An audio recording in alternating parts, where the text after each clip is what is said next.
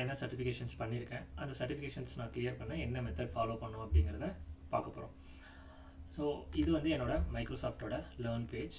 இந்த பேஜில் வந்து பார்த்தீங்க அப்படின்னா நான் என்னென்ன சர்டிஃபிகேஷன்ஸ் முடிக்கணும் அதெல்லாமே லிஸ்ட் அவுட் ஆகிருக்கும். இங்கே தான் வந்து நம்ம சர்டிஃபிகேஷன் டீட்டெயில்ஸ், எப்போ ஃபினிஷ் பண்ணியிருக்கோம், அது எப்போ எக்ஸ்பயர் ஆகுது, இது எல்லா டீட்டெயில்ஸுமே நம்ம இங்கே பார்ப்போம்.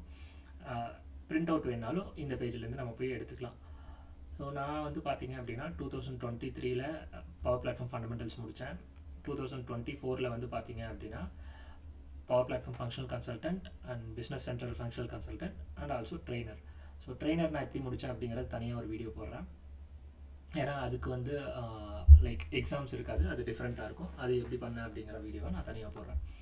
ஸோ இப்போது Microsoft power platform fundamental functional consultant அசோசியேட்டுங்கிற சர்டிஃபிகேஷன் வந்து நான் எப்படி ப்ரிப்பேர் பண்ணேன் அப்படிங்கிறத உங்களுக்கு சிம்பிளாக எக்ஸ்பிளைன் பண்ணுறேன். ஸோ இதில் ஃபஸ்ட்டு அதை எக்ஸ்பிளைன் பண்ணுறதுக்கு நம்ம Microsoft certified power platform functional consultant associate பேஜுக்கு போகணும். ஸோ நான் ஆல்ரெடி அந்த பேஜ் ஓப்பன் பண்ணி வச்சுருக்கேன். இந்த லிங்க்கை கிளிக் பண்ணாவே நமக்கு அந்த பேஜ் ஓப்பன் ஆயிரும். இதுதான் வந்து அந்த சர்டிஃபிகேஷனோட பேஜ். ஸோ ஒரு சர்டிஃபிகேஷனோட பேஜ் நீங்கள் ஓப்பன் பண்ணீங்க அப்படின்னா இது இந்த சர்டிஃபிகேஷன்ஸ்க்கு மட்டும் இல்லை, இந்த ஃபார்மேட் வந்து உங்களுக்கு ஜென்ரலாக எல்லா சர்டிஃபிகேஷனுமே காமனாக தான் இருக்கும். ஸோ இந்த சர்டிஃபிகேஷன் பேஜ் ஓப்பன் பண்ணீங்க அப்படின்னா ஃபஸ்ட்டு அது என்ன லெவல், இன்டர்மீடியட் லெவலா, பிகினர் லெவலா, எக்ஸ்பர்ட் லெவலா அப்படிங்கிறது கொடுத்துருப்பாங்க. உங்களுக்கு ஃபங்க்ஷனல் கன்சல்டன்ட் அசோசியேட் சர்டிஃபிகேட்ஸ் எல்லாமே இன்டர்மீடியட் லெவலில் தான் வரும். அதனோட ரோல் என்ன, நெக்ஸ்ட்டு என்ன சப்ஜெக்ட்ஸ்குள்ளே வருது, அண்ட் தென் ரெனியூவல் ஃப்ரீக்வன்சி என்ன அப்படிங்கிறதும் கொடுத்துருக்காங்க. நெக்ஸ்ட்டு வந்து பார்த்தீங்க அப்படின்னா ப்ரிப்பேர் ஃபார் த எக்ஸாம் எப்படி ப்ரிப்பேர் பண்ணணும் அப்படிங்கிறத கொடுத்துருக்காங்க. நெக்ஸ்ட்டு ப்ராக்டிஸ், எக்ஸாமுக்கு நீங்கள் அந்த ப்ரிப்பரேஷன் முடிச்சதுக்கப்புறமா ப்ராக்டிஸ் பண்ணுறதுக்கு ஒரு 50 கொஸ்டின்ஸ் இருக்கும். ஸோ ஒவ்வொரு டைம் அந்த 50 கொஸ்டின்ஸ் முடிக்கும் போதுமே வந்து உங்களுக்கு ஒரு ரிப்போர்ட் வரும். அந்த ரிப்போர்ட்டில் நீங்கள் எந்த ஏரியாவில் வீக்காக இருக்கீங்க, எந்த ஏரியாவில் ஸ்ட்ராங்காக இருக்கீங்க அப்படிங்கிற டீட்டெயில்ஸ் அவங்க கொடுத்துருவாங்க. நெக்ஸ்ட்டு எக்ஸாம் ஷெட்யூல் பண்ணுறது இதே பேஜில் நீங்கள் பண்ணிக்கலாம். ரெனியூ எப்படி பண்ணுறது, ஒரு சர்டிஃபிகேஷனை ரெனியூ பண்ணுறதுமே வந்து அதுக்கான இன்ஸ்ட்ரக்ஷன்ஸுமே இதில் கொடுத்துருப்பாங்க. ஃபஸ்ட்டு எக்ஸாமோட ஓவர்வியூ கொடுத்துருக்காங்க. அதுக்கு அடுத்தது பார்த்தீங்க அப்படின்னா ஸ்கில்ஸ் மெஷர்டு. இந்த ஸ்கில்ஸ் மெஷர்டு தான் வந்து ரொம்ப ரொம்ப இம்பார்ட்டண்ட்டான விஷயம். ஏன்னா இதை பேஸ் பண்ணி தான் இது வந்து ஒரு புக்கோட கான்டெக்ஸ்ட் மாதிரி. ஸோ இந்த கான்டெக்ஸ்ட் தெரிஞ்சதுனா தான் நீங்கள் எக்ஸாம் ப்ரிப்பேரே பண்ண முடியும். இந்த கான்ஃபிகர் மைக்ரோசாஃப்ட் டேட்டாவர்ஸில் எவ்வளோ கொஸ்டின்ஸ் வரும், அதெல்லாம் பேஸ் பண்ணி தான் உங்களுக்கு மாடியூல்ஸே கொடுத்துருப்பாங்க. அது என்னங்கிறது நான் கீழே ஸ்டடி கைட்னு ஒரு ஆப்ஷன் இருக்குது, அந்த ஆப்ஷனில் போய் உங்களுக்கு காட்டுறேன். இப்போ இந்த ப்ரிப்பேர் ஃபார் த எக்ஸாமுக்குள்ளே வந்து பார்த்தீங்க அப்படின்னா நீங்கள் ப்ரிப்பேர் பண்ண வேண்டிய மாடியூல்ஸ் எல்லாமே கொடுத்துருப்பாங்க. அதில் ஃபார் எக்ஸாம்பிள் இப்போ நான் கெட் ஸ்டார்டட் யூசிங் டேட்டாவர்ஸுங்கிறத ஓப்பன் பண்ணுறேன். ஸோ இதுக்குள்ளே வந்து பார்த்தீங்க அப்படின்னா உங்களுக்கு ஒரு 7 மாடியூல்ஸ் இருக்கும். அந்த 7 மாடியூல்ஸ்குள்ளேயுமே வந்து பார்த்தீங்க அப்படின்னா யூனிட்ஸ் இருக்கும். அந்த யூனிட்ஸ் எல்லாமே நீங்கள் வந்து ப்ரிப்பேர் பண்ணுற மாதிரி இருக்கும். ஃபார் எக்ஸாம்பிள் இங்கே 9 யூனிட்ஸ் போட்டிருக்காங்க. ஸோ இங்கே 9 யூனிட்ஸ் டோட்டலாக இருக்கும்.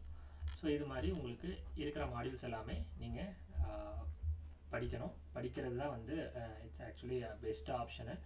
நீங்கள் ஈவன் ஒரு ட்ரைனிங்கே அட்டன் பண்ணாலும் டெஃபினட்டாக இது ஒன்ஸ் கோ த்ரூ பண்ணிங்க அப்படின்னா மட்டும்தான் உங்களால் வந்து ஈஸியாக வந்து எக்ஸாம் கிளியர் பண்ண முடியும். ஸோ இதில் வந்து டோட்டலாக இருக்கிற மாடியூல்ஸ் அதெல்லாமே எப்படி பிளான் பண்ணலாம் அப்படிங்கிறத நான் நெக்ஸ்ட்டு சொல்கிறேன். நான் முன்னாடியே சொன்ன மாதிரி இது ப்ராக்டிஸ் அசஸ்மெண்ட். இது எக்ஸாம் சாண்ட்பாக்ஸுங்கிறது வந்து சும்மா ஒரு எக்ஸாம் கொஸ்டின்ஸ் எப்படி வரும், ஸோ அது எப்படி நீங்கள் அது ஒரு எக்ஸ்பீரியன்ஸ் பண்ணுறதுக்காக கொடுத்துருப்பாங்க.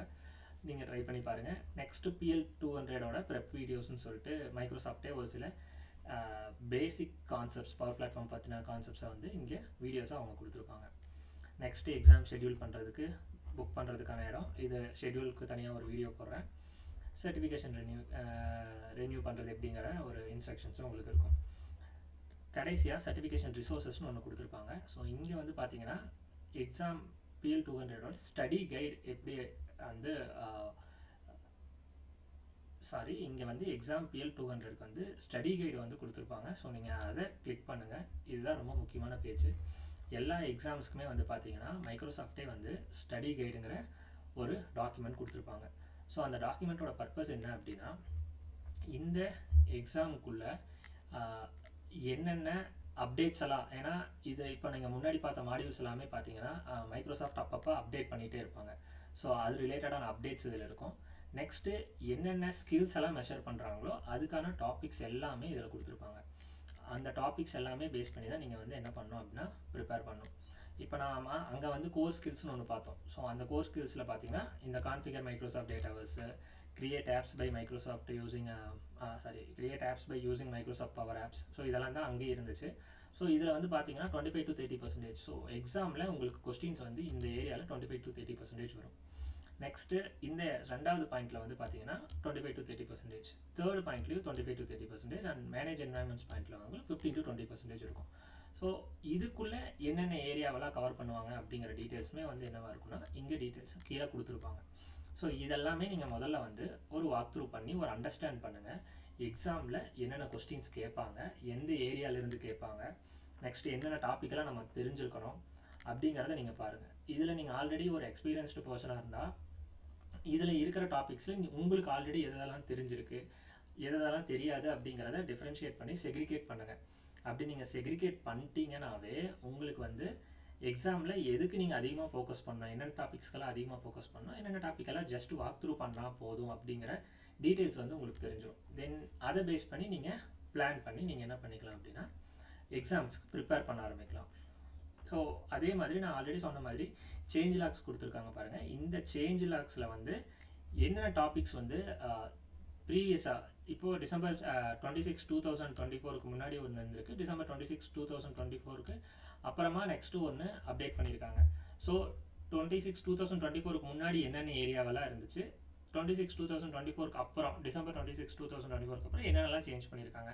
ஸோ இதில் எந்த சேஞ்ச் பண்ணல, இதில் மைனர் சேஞ்ச் பண்ணியிருக்காங்க.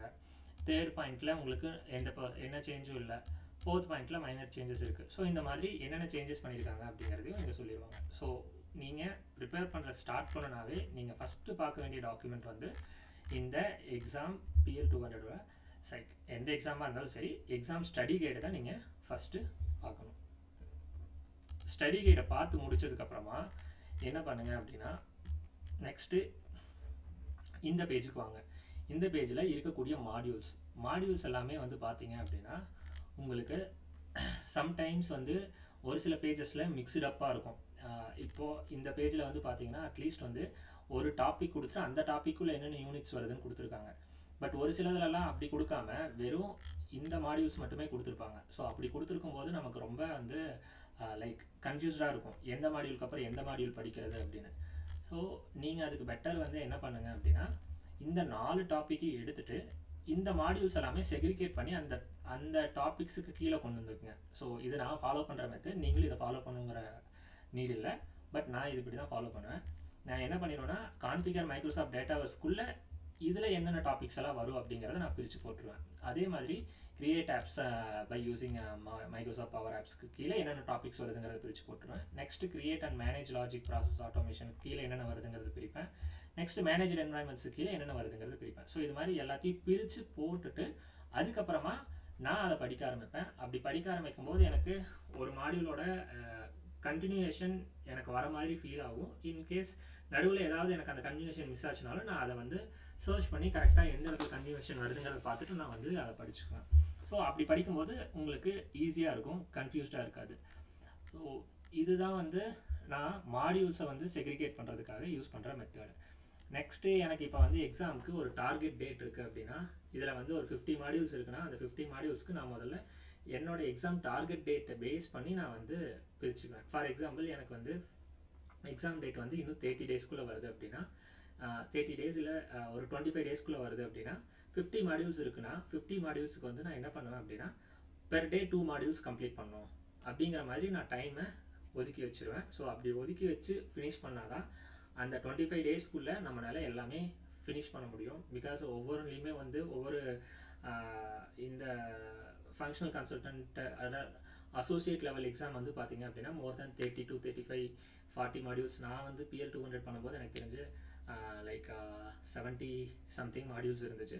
ஸோ அப்படி இருக்கும்போது நீங்கள் இந்த மாதிரி ஒரு டார்கெட் டேட் ஃபிக்ஸ் பண்ணி அதை ஃபாலோ பண்ணிங்கன்னா உங்களுக்கு கரெக்டாக இருக்கும். இல்லாட்டி அது ரொம்ப காம்ப்ளிகேட்டடாக போயிடும், முடிக்கவே முடியாது, ரொம்ப எக்ஸ்டெண்ட் ஆகிடும். ஸோ அப்படி ரொம்ப எக்ஸ்டெண்ட் ஆனாலும் மைக்ரோசாஃப்ட்டில் என்ன பண்ணுவாங்கன்னா மாடியூல்ஸ் ஏதாவது அப்டேட் பண்ணாங்கன்னா தென் நீங்கள் ப்ரிப்பேர் பண்ணது மேபி அவங்க ரிமூவ் பண்ணலாம், இல்லை நீங்கள் ப்ரிப்பேர் பண்ணது போக புதுசாக டாபிக்ஸ் கூட கொண்டு வரலாம். ஸோ மோஸ்ட்லி ஒரு 3 months வந்து நீங்கள் டைம் வச்சுக்கோங்க. அந்த 3 months டைமுக்குள்ளே நீங்கள் என்ன பண்ண ஆரம்பிங்க அப்படின்னா எக்ஸாம்ஸை பிளான் பண்ணி படித்து முடிக்கிறதுக்கும் பிளான் பண்ணி எக்ஸாம்ஸ் பண்ணுறதுக்கு பிளான் பண்ணுறது என்னை பொறுத்த வரைக்கும் அட்வைசபிள். ஸோ இதுதான் நான் ஃபாலோ பண்ணுற மெத்தடாலஜி. ஃபஸ்ட்டு வந்து ஸ்டடி கைட் பார்ப்பேன்.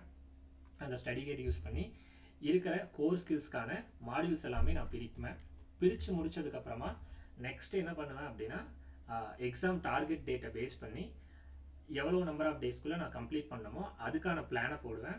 ஸோ அந்த பிளான் முடிஞ்சதுக்கப்புறமா அதை பேஸ் பண்ணி டெய்லியும் ஃபாலோ பண்ண, அதை ஸ்ட்ரிக்டாக ஃபாலோ பண்ணி நீங்கள் முடிச்சிங்கனாவே உங்களால் வந்து என்ன பண்ண முடியும் அப்படின்னா கிளியர் பண்ண முடியும் எக்ஸாமை ஃபஸ்ட் டைமே. மெயினாக இந்த மாடியூல்ஸ் எல்லாமே நீங்கள் ஒரு தடவை கோத்ரூ பண்ணுங்கள். ஈவன் நீங்கள் சர்டிஃபிகேஷன் ட்ரைனிங்கே அட்டன் பண்ணாலும், எக்ஸ்பீரியன்ஸ்டாக இருந்தாலும், நீங்கள் ஜஸ்ட்டு வாக் த்ரூ பண்ணாலும் சரி, ஒரு டாபிக் எனக்கு ஆல்ரெடி தெரியும்னாலும் நீங்கள் அட்லீஸ்ட் ஒரு டைம் வாக் த்ரூவாவது பண்ணியிருக்கணும். அப்போ தான் உங்களால் எக்ஸாம் கிளியர் பண்ண முடியும். இது என்னோடய எக்ஸ்பீரியன்ஸ்லேருந்து நான் சொல்கிறேன்.